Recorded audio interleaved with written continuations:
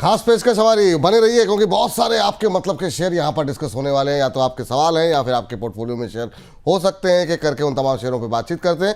हर्ष, बताइए आज का पहला शेयर कौन सा होगा? सबसे पहला जो शेयर है टाटा ग्रुप का, टाटा कम्युनिकेशन की हम लोग बात कर लेते हैं। यहाँ पर नुवामा की रिपोर्ट आई है, खरीदारी की सलाह दी है और 2000 रुपये का लक्ष्य दिए।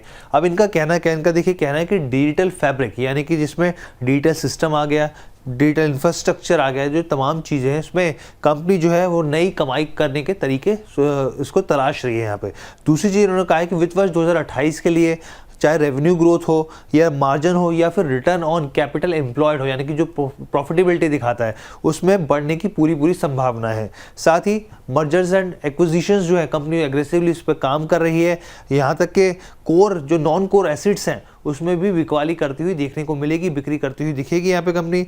वित्त वर्ष 2027 के लिए आप गाइडेंस की बात करें उस पर थोड़ा धीमापन देखने को मिल सकता है, लेकिन अगर आप लॉन्ग टर्म के हिसाब से ग्रोथ देखें तो वो इंटैक्ट है यहाँ पर रिपोर्ट में कहा गया है। साथ ही जो कंपनी है टेलीकॉम स्टेबिलिटी और साथ ही IT सर्विस ग्रोथ को लेकर काफ़ी पॉजिटिव दिख रही है और इसमें एक नई स्ट्रेटेजी के ऊपर काम कर रही है।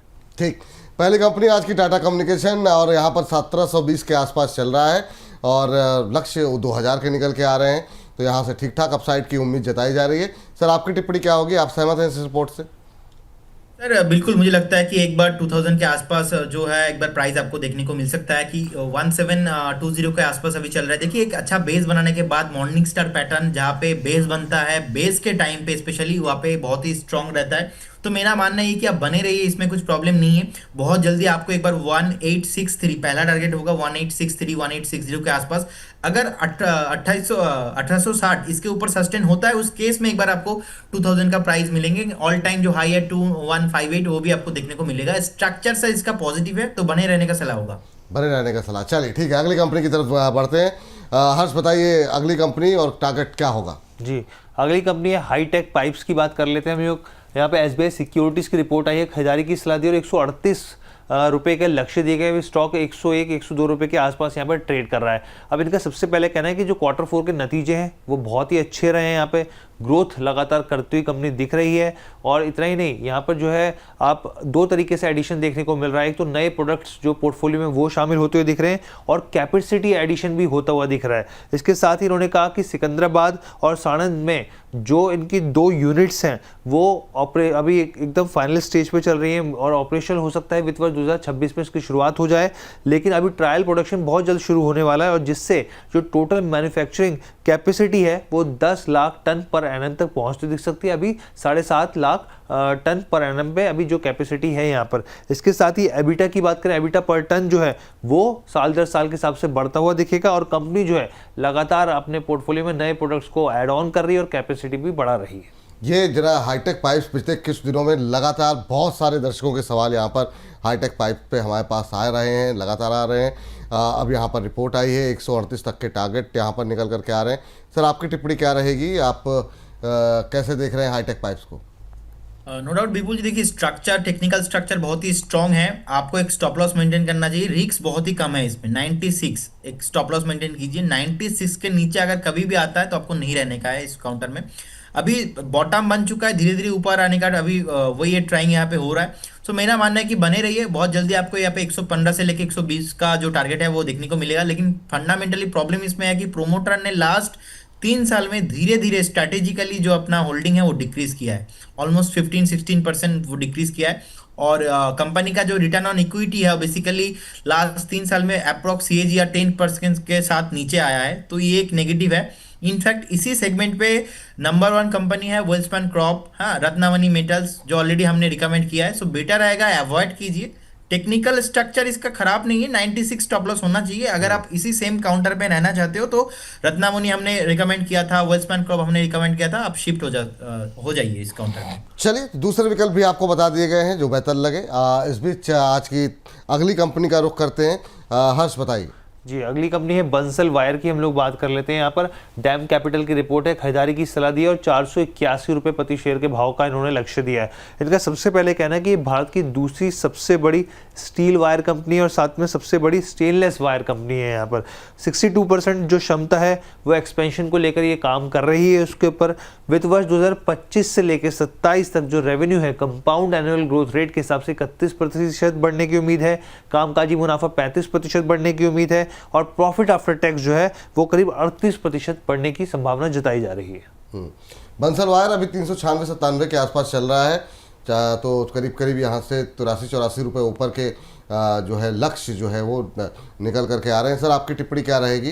सर बने रहिए, जिनके पास है 376 स्टॉप लॉस होना चाहिए, लेकिन स्टॉक ऐसा नहीं कि फ्रेश ब्रेकआउट है, मूवमेंट है, ऐसा नहीं होने वाला है यहाँ पे। तो जिनके पास है बने रहिए विद स्टॉप लॉस ऑफ 376। मुझे लगता है कि एक बार अगर 400 के ऊपर सस्टेन करता है, देखिए आज भी 406 हाई था, 400 के ऊपर सस्टेन हो नहीं पाया, तो डेली क्लोजिंग चाहिए 400 के ऊपर। उस केस में आपको एक बार 440 से लेके पहला टारगेट होना चाहिए और सेकंड टारगेट यहाँ पे 480 का आना चाहिए।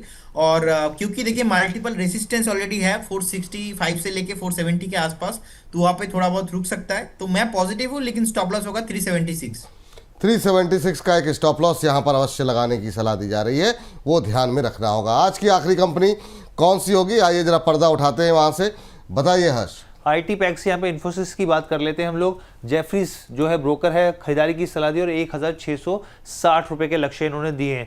अब इनका कहना क्या है कि लगातार हम लोग देख रहे थे जिस तरीके से अनसर्टेनिटी देखने को मिल रही थी अमेरिका में और तमाम दुनिया भर में इस तरह की चीज़ों को लेकर, अब जो है डिमांड जो है वो बढ़ती हुई दिखेगी। अब डिमांड की जो संभावना है, कंपनी की तरफ से जो डिमांड जनरेट होगी वो बढ़ती हुई यहाँ पर दिखेगी। पहली चीज़ ये होगी। दूसरी चीज़ इनका कहना है डील पाइपलाइन जो है वो अब इनको अच्छी दिख रही है। यहाँ पे कॉस्ट कटिंग हो चुकी है खास तौर पे, अब आगे ही स्थिति जो है और बढ़ती हुई दिखेगी और साथ कर जो वेंडर कंसोलिडेशन है वहाँ पे भी जो स्थिति है वो बेहतर हुई है। यहाँ पे आर्टिफिशियल इंटेलिजेंस के स्पेस पे इन्फोसिस एक बेहतर काम कर रहा है। यहाँ पर रिपोर्ट में ये बात जानकारी दी गई है। साथ ही वित्त वर्ष 2026 में फ्री कैश फ्लो कन्वर्जन जो है वो 100% के ऊपर रहने की उम्मीद है। यानी कि इसका मतलब आप ये समझिए कि जो कंपनी जो टोटल कमाई कर रही है उससे कहीं ज़्यादा जो है वो कैश फ्लो कंपनी के पास रख रही है कंपनी।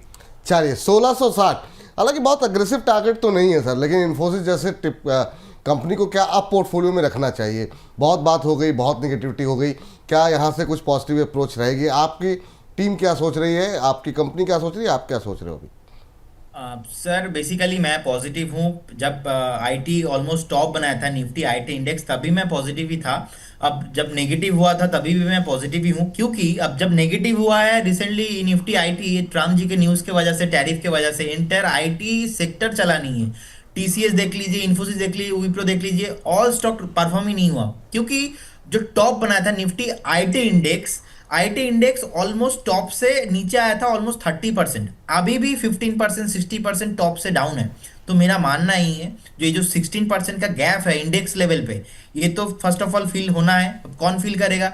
इन्फोसिस, टीसीएस, विप्रो जैसे स्टॉक, क्योंकि इंडेक्स के अंदर यही सारे स्टॉक है। तो फर्स्ट ऑफ ऑल ये 15-16% जो गैप है ये फिल अप होगा।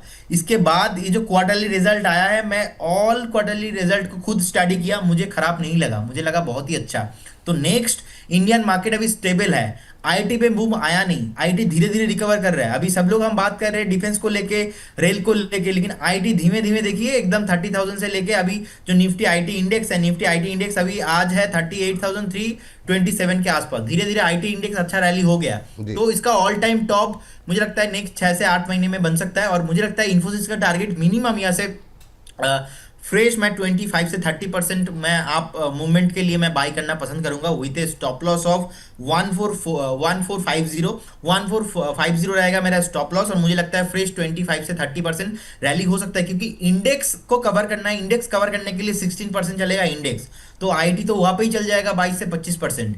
सो 6 से 8 महीना मैक्सिमम 1 साल टाइम देना है। मैं बहुत ही बुलिश हूँ इन्फोसिस को लेके, काफ़ी बुलिश है इन्फोसिस को लेकर के। तो ये बात इन्फोसिस को लेकर के निकल करके आती हुई, हर्ष बहुत बहुत शुक्रिया, धन्यवाद आपका ये तमाम अपडेट, तमाम जानकारी हमारे दर्शकों तक पहुंचाने के लिए। तो फिलहाल जो है इस खास सेगमेंट ब्रोकर बोले में इतना ही।